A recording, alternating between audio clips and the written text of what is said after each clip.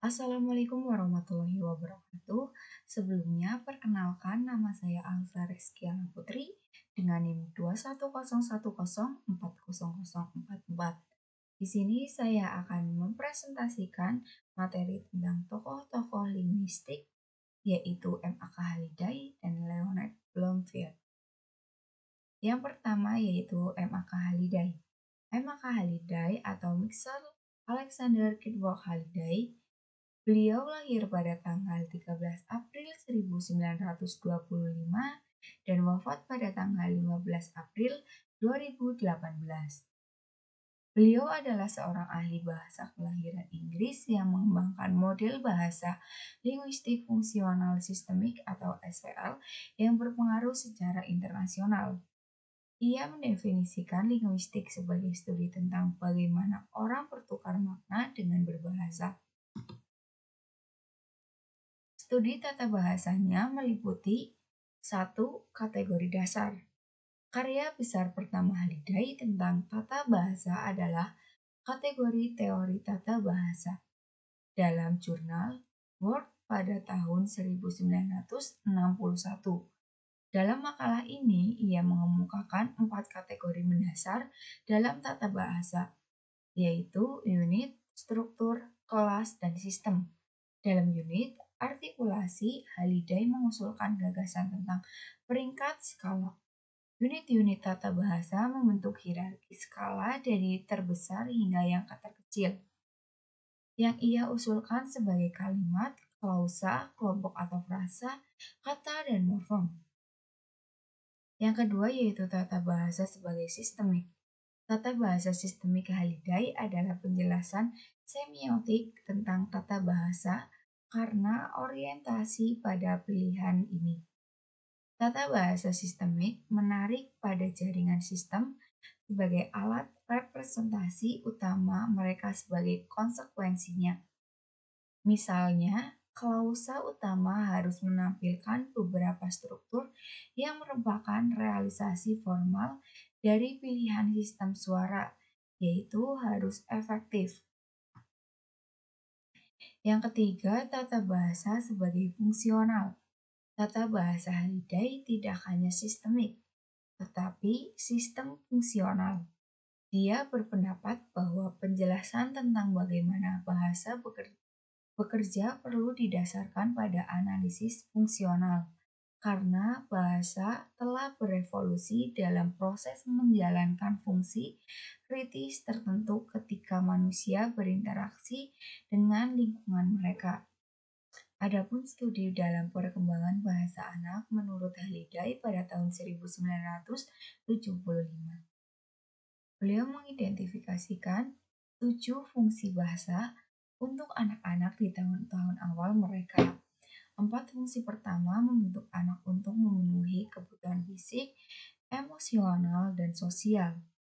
4 fungsinya antara lain, yang pertama instrumental, merupakan bahasa yang digunakan untuk mengekspresikan kebutuhan mereka. Misalnya, dia mau makan. Yang kedua ada peraturan. Disinilah bahasa digunakan untuk memberitahu orang lain apa yang harus dilakukan. Misalnya, ayo pergi, ayo makan. Yang ketiga ada interaksional, merupakan bahasa yang digunakan untuk melakukan kontak langsung dengan orang lain dan membentuk hubungan. Contohnya, I love you mom, merupakan hubungan antara anak dan ibu. Yang keempat ada pribadi. Ini adalah penggunaan bahasa untuk mengungkapkan perasaan, pendapat, dan identitas individu. Misalnya, saya gadis yang baik. Adapun 3 fungsi berikutnya. Heuristik. Bahasa digunakan untuk mendapatkan pengetahuan tentang lingkungan. Imajinatif. Di sini bahasa digunakan untuk menceritakan kisah atau lelucon dan untuk menciptakan lingkungan imajiner. Adapun representasi merupakan penggunaan bahasa untuk menyampaikan fakta dan informasi. Lanjut ke tokoh yang kedua yaitu Leonard Bloomfield.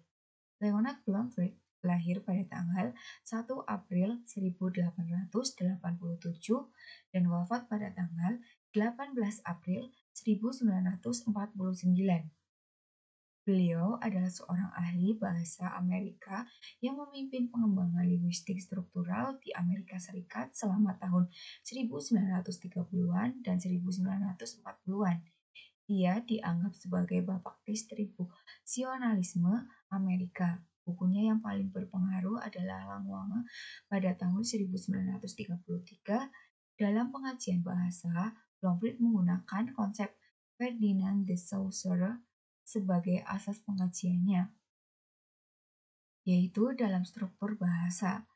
Selain menjadi seorang ahli linguistik, Bloomfield juga terkenal dengan teori behaviorisme yang berakar dari pemikiran Plato yang percaya bahwa proses bahas ini berpuncak dari proses peniruan atau mimetik.